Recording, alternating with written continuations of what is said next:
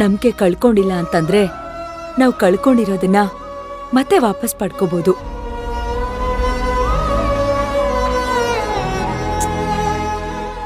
ಯಾರೋ ಮಾಡಿದ ತಪ್ಪಿಗೆ ನಾವು ಶಿಕ್ಷೆ ಅನುಭವಿಸ್ಬೇಕಾಯ್ತಲ್ಲ, ಅದೇ ಬೇಜಾರು.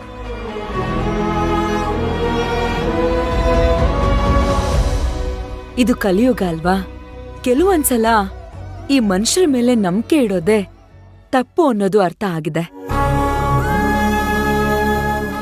ಏನಾದ್ರೂ ಸಾಧನೆ ಮಾಡ್ಬೇಕು ಅನ್ನೋ ಹುಮ್ಮಸ್ಸಲ್ಲಿ, ಜನರಿಗೇನಾದ್ರೂ ಮಾಡ್ಬೇಕು ಅನ್ನೋ ಹಂಬಲದಲ್ಲಿ ಕೆಲವ್ರದು ಬ್ಯಾಕ್ಗ್ರೌಂಡ್ ಅನ್ನೇ ವಿಚಾರಿಸದೆ ನಾವು ತಪ್ಪದಾರಿ ತುಳಿದ್ಬಿಟ್ಟಿದೀವಿ.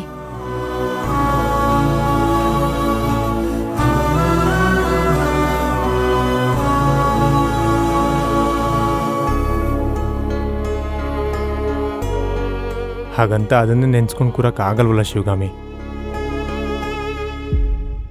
ಕಳೆದೋದ್ ಕಾಲ ಅನ್ನೋದು ದೊಡ್ಡ ಹೊರೆ ಇದ್ದಂಗೆ.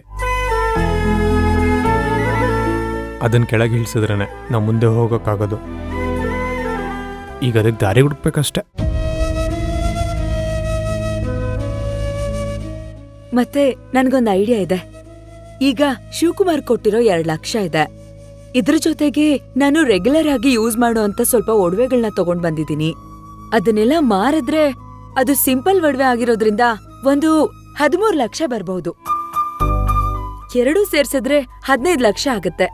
ಒಂದು ಲಂಸಮ್ ಅಮೌಂಟ್ ಅಲ್ವಾ? ಇದನ್ನಿಟ್ಕೊಂಡು ಚಿಕ್ಕದಾಗಿ ಏನಾದ್ರೂ ಒಂದು ಬಿಸ್ನೆಸ್ ಶುರು ಮಾಡ್ಬೋದು. ಒಳ್ಳೆ ನಿರ್ಧಾರ. ಕೇಸ್ ಪಾಡಿ ಕೇಸ್ ನಡೀತಾ ಇರಲಿ, ಈ ಕಡೆ ನಾವು ಬಿಸ್ನೆಸ್ ಶುರು ಮಾಡಿ ನಿಧಾನಕ್ಕೆ ಬೆಳೆಯೋಣ. ನನ್ನ ಐಡಿಯಾನೂ ಅದೇ. ಹಾಗೆ ಮಾಡೋಣ ಅಶೋಕ್.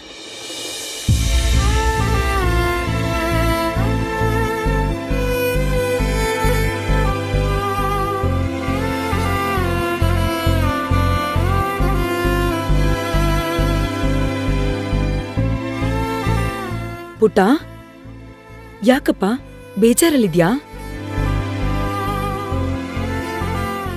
ಸ್ಕೂಲ್ಗೆ ಹೋಗ್ಬರೋದು ದೂರ ಆಯ್ತು ಅಂತ ಬೇಜಾರಾಗ್ತಿದ್ಯಾ? ಪ್ರಿನ್ಸಿಪಲ್ ಮ್ಯಾಮ್ ಅವ್ರ ಚೇಂಬರ್ಗೆ ಕರೆದಿದ್ರು. ಇನ್ ಮುಂದೆ ಸ್ಕೂಲ್ ನಮ್ದಲ್ವಂತೆ.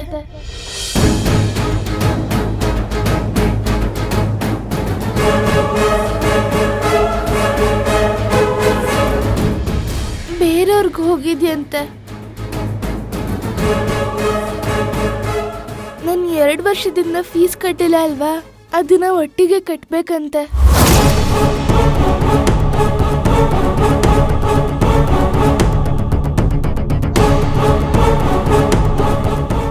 ಇಲ್ಲ ಅಂದ್ರೆ TC ಕೊಡ್ತಾರಂತೆ.